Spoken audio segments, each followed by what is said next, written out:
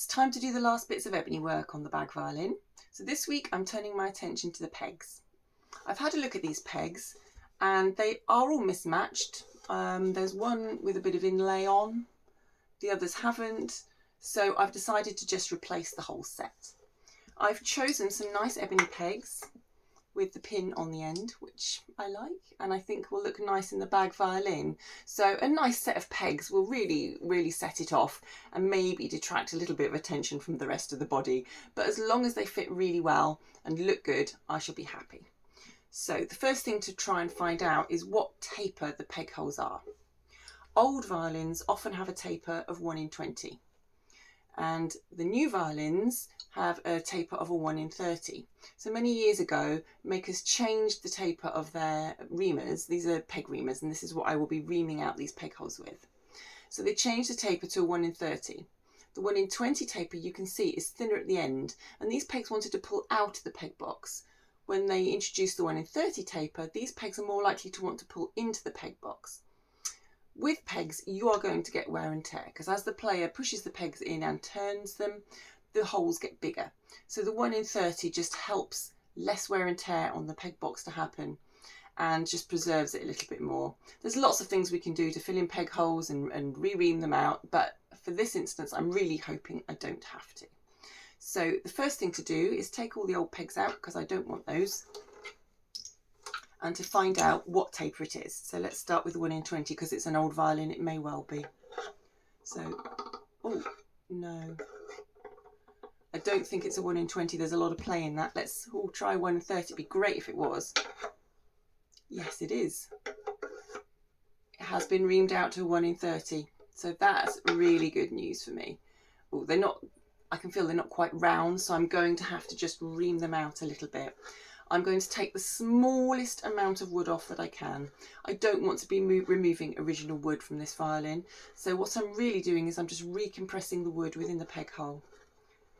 And I can check around the reamer here and see if there's a gap. If there is, I'll just keep going. What I don't want to do is make these peg holes too wide though.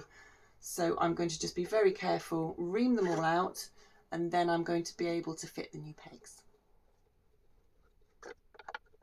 I've got a mandrel here, which is just the 1 in 30 taper. So I'm going to use this in the peg holes just to further recompress the wood and check the fit. Some of them aren't brilliant, but I think I'll have to live with that. I think I can make the peg fit it. I don't want to remove too much wood. So this will just recompress the wood and give me a really good peg hole in which to fit the new peg. Okay, peg hole's done. Time to fit the pegs. I've gone ahead and fitted the first 3 pegs in. I'm just waiting to do the last one, which is the E peg, which I'll show you. But I've noticed as I fitted them that the holes are very wonky. So they all go into the peg box at slightly different angles. This is not ideal, but I decided not to change it. And I could have done it by filling the holes and re-drilling them, but it's kind of in keeping with the bag violin, so I've left it like that. And when the pegs are all finished, it won't be too noticeable. So we're on the last peg. One more to do. The first thing I'm going to do is just put it in my little holder in the vise and just cut round the collar where it meets the shaft of the peg here. That will give me a really nice, clean line around the top when I come to shape the rest of the wood.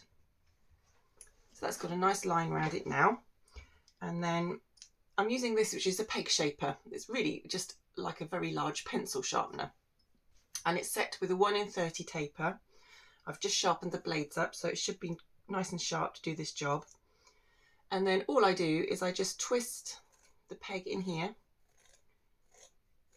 until I get it to the right length. They should all just look in keeping with each other. So I'm waiting until this length here fits in with everything else. There are certain measurements I use, but on old violins, often it's done by eye. I'm going to put some peg paste on the shaft of the peg now, because this is like oiling your car really.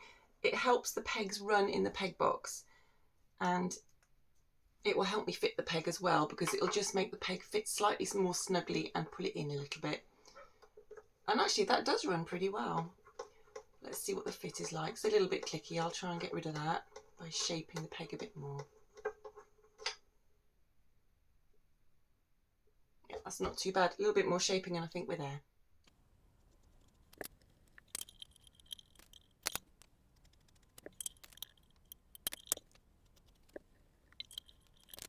And that I think I'm going to leave there.